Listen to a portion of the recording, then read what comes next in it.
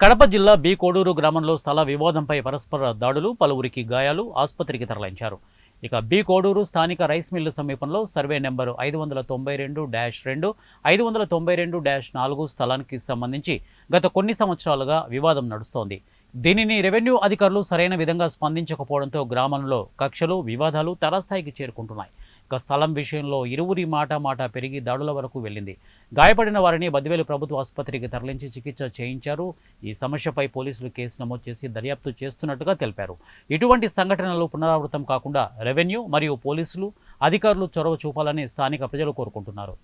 ఈరోజు మాకు బీకోడు తహసీల్దార్ వారు సర్వే నోటీసులు ఇవ్వగా ఆ సర్వే నోటీసుల నిమిత్తము మేము మా పొలం దగ్గరికి వెళ్ళి సర్వే ముగించుకొని మేము ఇంటికి వెళ్తుండగా బసిరెడ్డి దుగ్గిరెడ్డి, అతని అనుచరులైనటువంటి కొండ శివారెడ్డి మరియు కొండ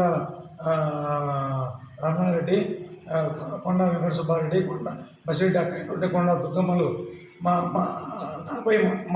నాన్నపై దాడి చేస్తుండగా మా అన్న వాడిని నిలువరించడానికి ప్రయత్నం చేస్తుంటే వచ్చిన మా అన్నని కింద వేసి కొట్టి గొంతు మీద కాలు వేసి చంపడానికి ప్రయత్నించి మా అన్నని 2 చేతులతో కాళ్ళతో పిడిగుద్దులు గుద్ది అతని చంపడానికి ప్రయత్నించాడు బసిరెడ్డి దుగ్గిరెడ్డి, కొండ వెంకట శివారెడ్డి. ఇది పూర్తిగా ఎందుకంటే గతంలో ఈనాడు పేపర్లో అతను ఆక్రమించినటువంటి దొంగ పట్టాలతో 70 ఎకరాల ప్రభుత్వ భూమిని ఆక్రమించాడు. చెన్నకేశపురం గ్రామంలో 70 ఎకరాల ప్రభుత్వ భూమిని ఆక్రమించాడు.